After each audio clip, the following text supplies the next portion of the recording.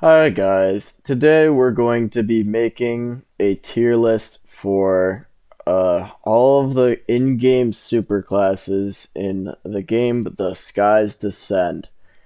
I will be very quick and brief with every single class and why I feel this way, and then yeah, if you want to argue with me about it, I don't really care.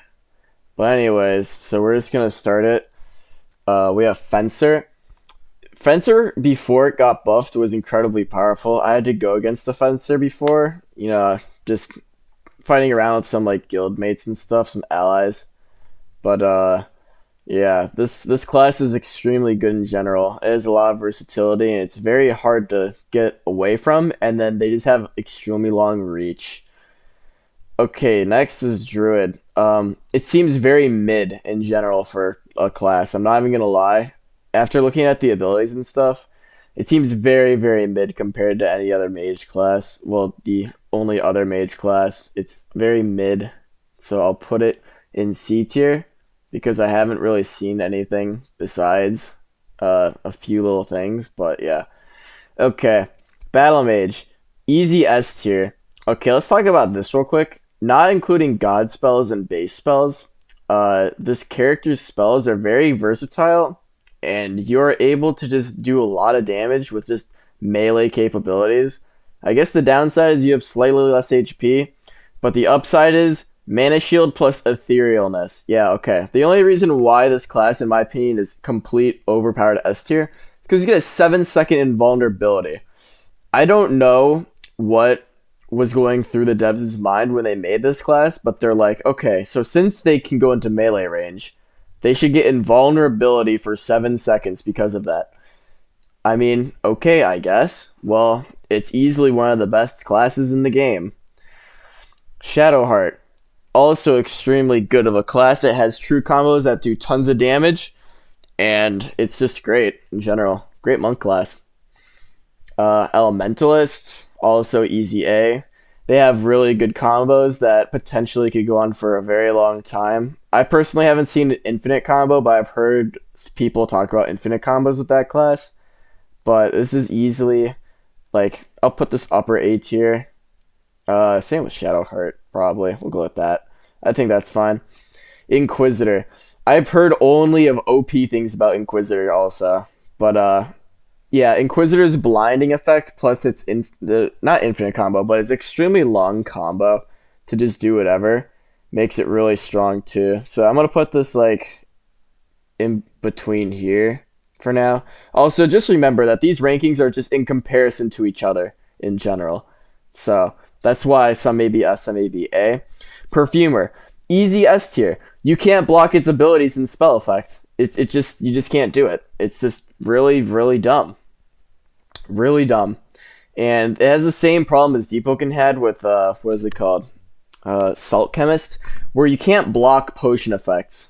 You can only just hold block to block the actual potion. So you just fucking get destroyed because you can't move or do anything with the electric or literally everything else. So yeah, easy S tier. And their heal is really powerful, and they're just such an OP versatile class. I guess that's really what it is.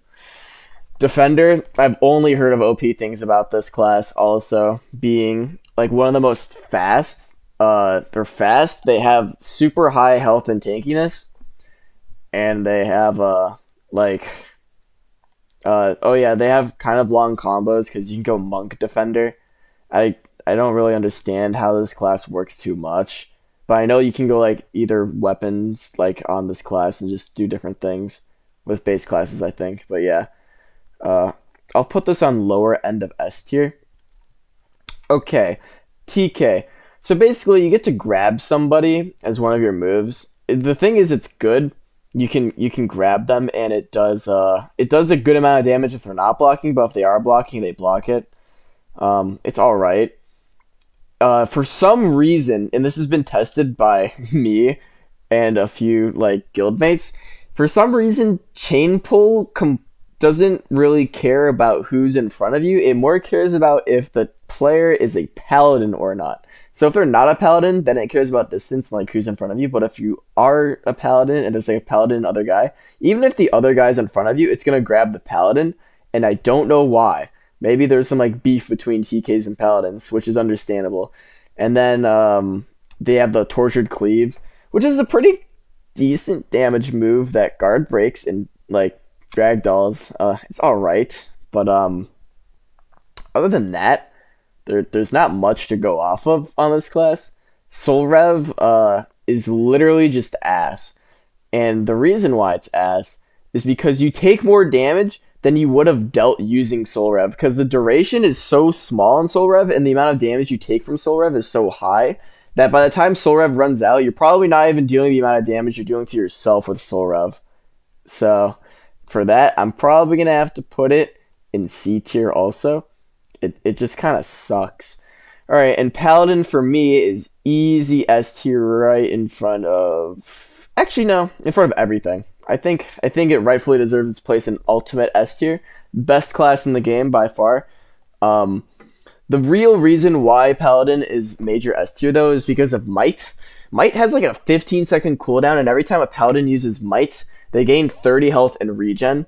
So Paladins can stall you out forever, not including the move that stuns you if you're like 10 feet away from him. So there's also that too, which is kind of stupid. The smite, I don't really care about. That's fine. This is the might and the stun from super ultra far away. It's kind of ridiculous. But yeah. Okay, that's about all for the list. You could criticize me if you want. This is just how I feel about everything. All right, peace.